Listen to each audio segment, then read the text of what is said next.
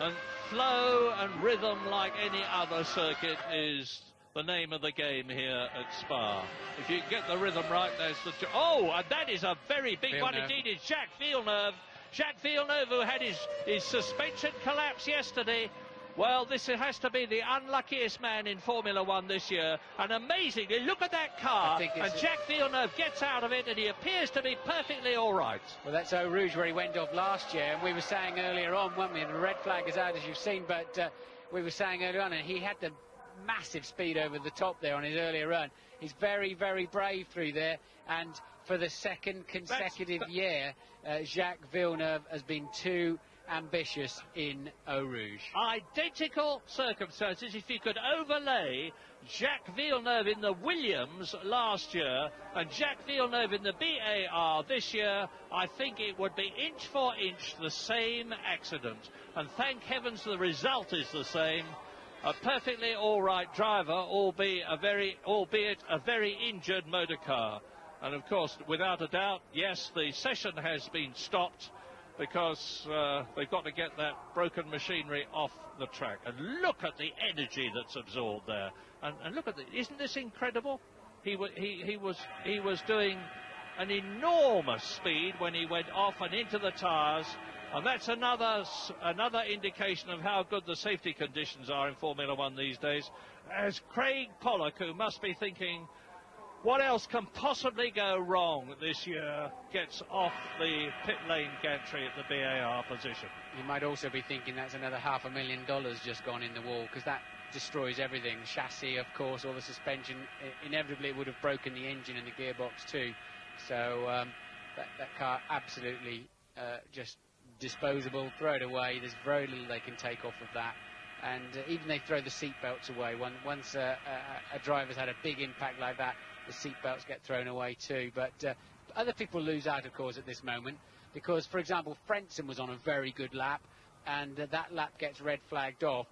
You are given a lap back in lieu of the red flag lap, but of course you don't get another set of tyres. You've lost the freshness of one of your new sets of tyres. So anybody on the circuit is also paying a little bit of a penalty here for Jacques' determination through Eau Rouge. It wasn't only Frentzen that suffered, because Damon Hill was in exactly the same position. So was Mika Salo and Johnny Herbert, Jean Lacey and Pedro Diniz. Here's a replay. Yes, here we go again. It started to get away from him in the foot of the hill, where the compression on the suspension and the car bottoms out, the tyres can go slightly light, and Jacques never able to recover it from there.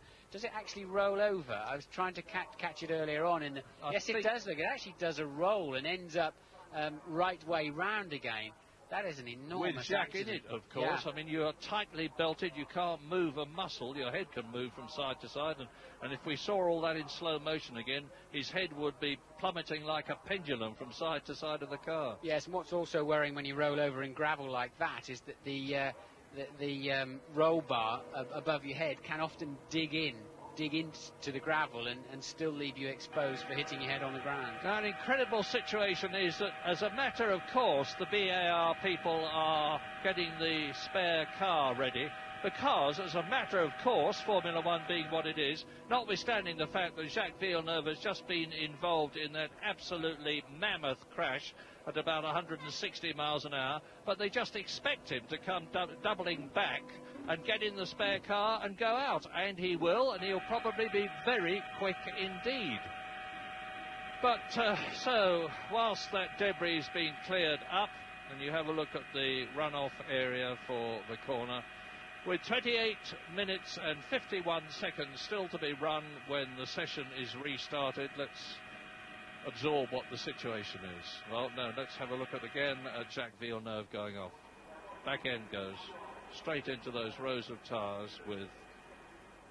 And immediately just calmly lifts his visor, gets out of the car, having undone his safety belts, waves to the crowd and sprints back. Yes, Mika Häkkinen fastest. David Coulthard second fastest. So it's looking, as Mika Häkkinen there talks to Adrian Newey, the technical head of McLaren in the garage, like another McLaren front row. And Louise has got Craig Pollock with her. Yes, I have. Craig, that was one hell of a shunt your driver just had. Well, he had the same shunt last year, and he thought it was the biggest one he'd had. But I think having a look at this is the biggest. The most important thing is Jacques looks as if he's okay, and he's ready to get into the backup car. Any idea what speeds he was doing? It's not a question of the speed, I don't know, but I know that he was flat out. Thanks. We're glad he's okay. Well, we've just seen Jack walking into the garage with Erwin Gollner, who is the physio at the BAR team and would have been the first chap to look at him. Yes, I remember having dinner with Jacques in Tokyo last year prior to going down to Suzuka, and he said, oh, let's talk, what's your best ever accident, you know? And he gets so excited talking about his big crashes he had over in IndyCar racing and Eau Rouge here, and Jacques gets quite a buzz out of that sort of thing. While they're clearing up the mess, we're going to take a quick break.